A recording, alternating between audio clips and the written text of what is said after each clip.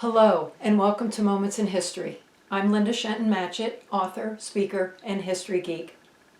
While researching my stories, I unearthed tons of intriguing historical data that doesn't end up in my stories. So I've created this channel to share these tidbits with you. I really appreciate you stopping by to watch. In the last two episodes of Moments in History, I shared about Army and Navy flight nurses. Today, I'll be talking about the Coast Guard, the lesser-known branch of the armed forces. Women served as lighthouse keepers with the Coast Guard since as far back as the 1830s. But it wasn't until November 23, 1942, that the Coast Guard Women's Reserve was created with the signing of Public Law 773 by President Franklin D. Roosevelt. Dorothy Stratton transferred from the Navy Waves and was promoted to Lieutenant Commander to serve as the Reserve's director. She's credited with deciding that the woman would be called Spars, taken from the Coast Guard's motto Semper Paratus, which means always ready. Stratton had been a professor of psychology at Purdue University and took a leave of absence in 1942 to join the Waves. 2 weeks after the law was signed into place, on December 7, 1942, Dorothy Tuttle was the first woman to enlist in the Coast Guard Women's Reserve. The reasons these young women joined the Spars were as varied as the recruits themselves. However, one of the main reasons was patriotism. The women expressed a desire to be more directly helping in the war effort. Other reasons included a wish to relieve a man for active combat duty somewhere else, a chance for self-improvement or advancement, an opportunity for travel, and a desire for excitement and adventure. Immediately after the legislation passed, a recruiting drive began, difficult for one of these least-known services. In fact, in early 1944, at the Coast Guard headquarters in Washington, there was a guidance issued in a memorandum for the SPAR recruiting officers. The recruiters were told not to sit in an office and wait for the women to walk in. They should go to the field and talk to prospective applicants and their families.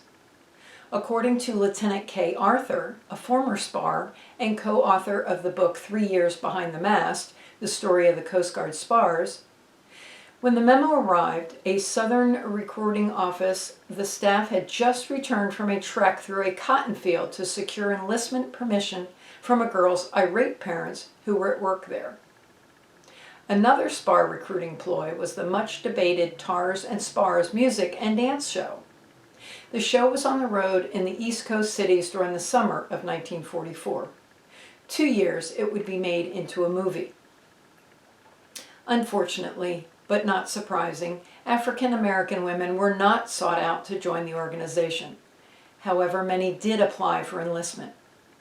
The officer corps was closed to civilian black women, but it was possible for prior enlisted black SPARs to attend officer training.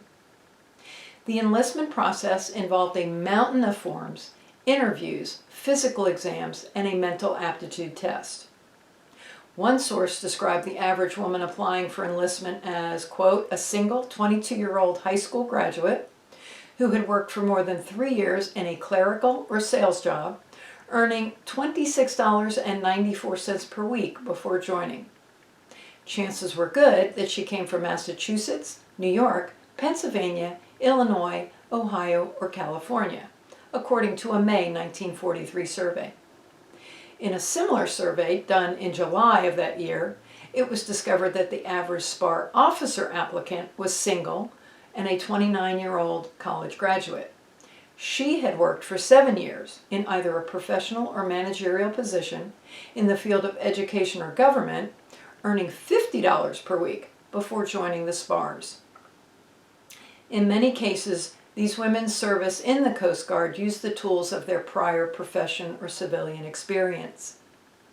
Like their male counterparts, SPARs also arrived at an embarkation point on their way to basic training. They trained at a variety of places, beginning with the first group of Waves who transferred to the SPARs and trained at a college campus in the Midwest, to the last few to leave the training station at Manhattan Beach, New York. If the SPARs joined the Coast Guard to see the coast, They did not come even close to that, as they were assigned to a training station in the Midwest for their first 5 weeks of service. Said one recruit, "We fell into routine easily, working hard, trying to finish each day's homework, and keep our rooms shipshape as well." The captain's inspection on Saturday was a white glove inspection, and the wind that blew in the Oklahoma red dust certainly did not help any. Another college campus, Iowa State Teachers College, became the site of the naval training station for the first group of 150 civilian women who enlisted as spars. These spars were trained not by Coast Guard instructors, but naval officers, both men and women. Later, spar officers arrived, and the course of instruction included Coast Guard history as well as the usual military courses: rates and ranks, insignia, nautical terms, and customs and courtesies. Even though the first enlisted spars were trained at Navy schools, the needs of the Coast Guard soon mandated the establishment of separate Coast Guard indoctrination and training that was indeed overseen by spar officers. Just 6 months after the spar recruiting drive began, the service established a training center for spars at, of all places, the Palm Beach Biltmore Hotel in Florida. Although it sounded glamorous and sophisticated, the 430 rooms given up by the Biltmore were a far cry from their original pageantry when spar training began. Walls were knocked out, partitions were built, rich decorations were removed, and as the first 900 women reported. The former Pink Palace, as it was known, had changed to Coast Guard Blue. Over the next 18 months, more than 7,000 women were indoctrinated at Palm Beach. During that time, the training course was expanded from 4 to 6 weeks to allow extra time for classes and uniform issue. The Biltmore also became home to the Yeoman, Storekeeper, Cook, and Baker School. Because they no longer had the need for extensive training stations, all future spars were trained at Manhattan Beach, New York. Spar training at Manhattan Beach was different from the other training in one dramatic way. Their competition at the regular training station included men. No matter where they received their initial boot training, when the women completed the basic indoctrination period, they were either assigned to a specialized school or directly to a job in the field. Assignments were determined by the person's aptitude, previous training, work experience, personal preferences, and of course, the needs of the Coast Guard. Memorizing facts and figures, attending 5 classes per day, and marching and physical training filled the seemingly endless days of training for officer candidates, known as OCs. One recruit who attended officer training in Northampton said the OCs even devised their own system for remembering vital information for tests at the training station. Quote, "One entire platoon astonished the instructor by murmuring aloud on a quiz, 'Bad girls eat raw yellow mangoes too carelessly, poor sap.' Lieutenant K. Arthur said, but they all managed to name the grades that could be warranted: a boatsman mate, gunner's mate, electrician's mate, radioman, yeoman, machinist mate, torpedo man, carpenter's mate, pharmacist's mate, photographer's mate, and storekeeper." The primary training facility for the OCs was the Coast Guard Academy. Not only were the spars the pioneers for today's Coast Guard women, they also were the first women to attend a military academy. During the war, the Coast Guard was the only service that trained OCs at its academy. Early recruiting pamphlets described the spar uniforms as navy blue semi-fitted garments. With the intent of making the figures of all members as nearly equal as possible, the uniform consisted of a 6-gored skirt of serge gabardine or tropical worsted and a 4-button blouse with rounded lapels. The Coast Guard shield was worn on the sleeve and the seal on the lapels. Like uniforms of today, rating badges and rank stripes were worn on the sleeves. One big difference was the officer uniforms. Rank stripes on their whites were blue instead of gold. Blue denoted reserve ranks. The spars had a variety of shirts, including work shirts, silk dress shirts, and everyday cotton shirts. They also had several covers depending on the occasion and their officer or enlisted status. For enlisted women, the round-crowned, snap-brimmed hat was known as jaunty or casual. This hat had U.S. Coast Guard in gold letters across the hat band. The officer's hat, often referred to as a boat, was adorned with the same cap device that male officers wore, the Coast Guard Gold Eagle on a horizontal silver anchor. However, no provisions were made for women with the rank of commander or above to wear reserve blue scrambled eggs on the brim. For informal use, both officer and enlisted women wore garrison caps. During the summer, SPAR's workwear included a gray and white striped short-sleeved seersucker dress with a removal jacket. Their headgear matched the gray and white seersucker. However, garrison caps were also authorized.